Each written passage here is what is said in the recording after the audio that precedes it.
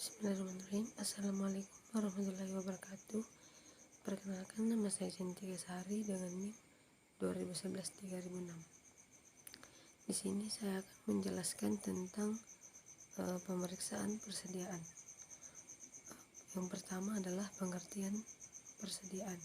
Menurut Standar Akuntansi Keuangan PSAK nomor 14 halaman 14 sampai dengan 14.2 sampai dengan 14.3 IAI tahun 2015. Persediaan adalah yang pertama aset yang tersedia untuk dijual dalam kegiatan usaha biasa. Yang kedua, aset dalam proses produksi untuk penjualan tersebut. Dan yang ketiga, aset dalam bentuk bahan atau perlengkapan untuk digunakan dalam proses atau pemberian jasa. Nilai relasi neto adalah estimasi harga jual dalam kegiatan usaha bisa dikurangi estimasi biaya penyelesaian dan estimasi biaya yang diperlukan untuk membuat penjualan. Nilai wajar adalah harga yang akan diterima untuk menjual suatu aset atau harga yang akan dibayar untuk mengalihkan suatu liabilitas dalam transaksi teratur antara pelaku pasar pada tanggal pengukuran. Persediaan diukur pada mana yang lebih rendah antara biaya perolehan dan nilai relasi neto.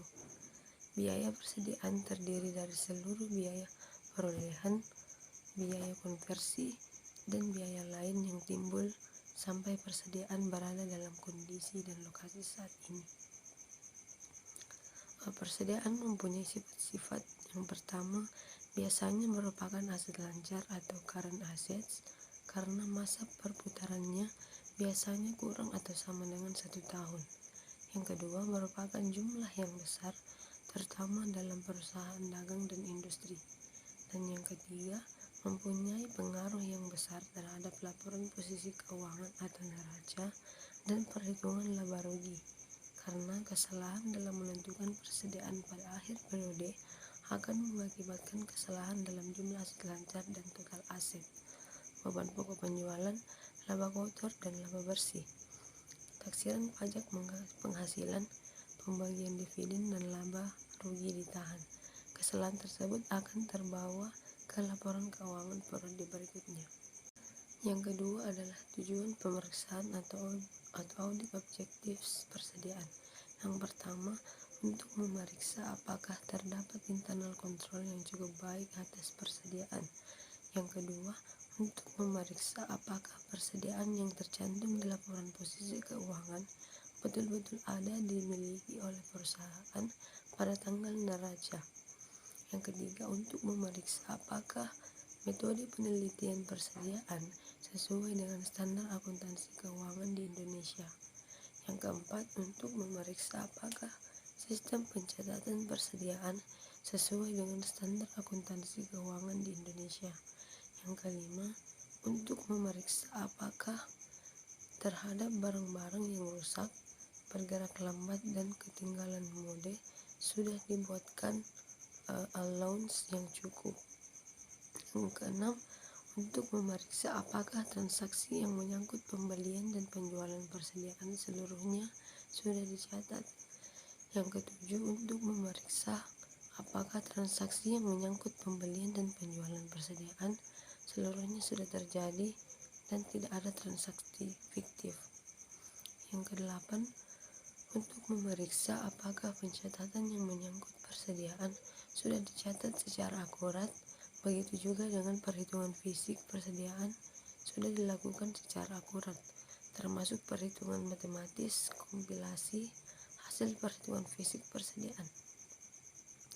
Yang kesembilan, untuk memeriksa apakah transaksi yang menyangkut pembelian dan penjualan persediaan sudah dicatat dalam periode yang tepat dan tidak terjadi pergeseran waktu pencatatan. Yang ke-10, untuk memeriksa apakah saldo persediaan sudah diklasifikasikan dengan tepat seperti bahan baku, bahan pembantu, barang dalam proses, dan barang jadi. Yang ke-11, untuk mengetahui apakah ada persediaan yang dijadikan jaminan kredit. Yang ke-12, untuk mengetahui apakah persediaan diasuransikan dengan nilai pertanggungan yang cukup.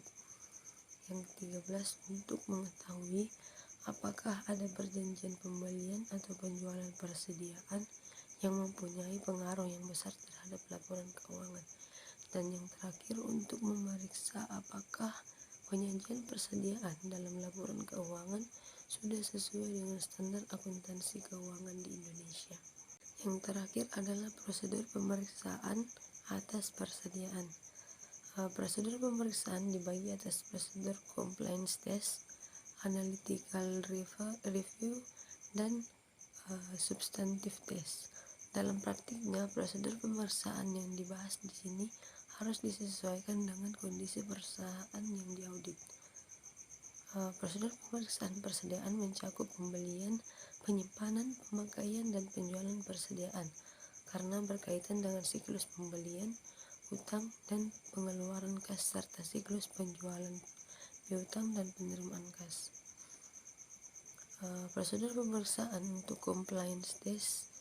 Yang pertama, pelajari dan evaluasi internal control atas persediaan, meliputi dalam hal auditor, biasanya menggunakan internal control questionnaires yang contohnya bisa dilihat di Exhibit 12.1. Kemudian yang kedua, lakukan tes transaksi atas pembelian dengan menggunakan purchase order sebagai sampel. Kemudian prosedur pemeriksaan untuk compliance test. Yang kedua, tarik kesimpulan mengenai internal control atas persediaan. Jika dari tes transaksi auditor tidak menemukan kesalahan yang berarti, maka auditor bisa menyimpulkan bahwa internal control atas persediaan berjalan efektif. Karena itu, substantif tes atas persediaan bisa dipersempit. Sekian materi dari saya, kurang lebihnya mohon dimaafkan. Billahi fisabilillah, fastabiqul khairat. Assalamualaikum warahmatullahi wabarakatuh.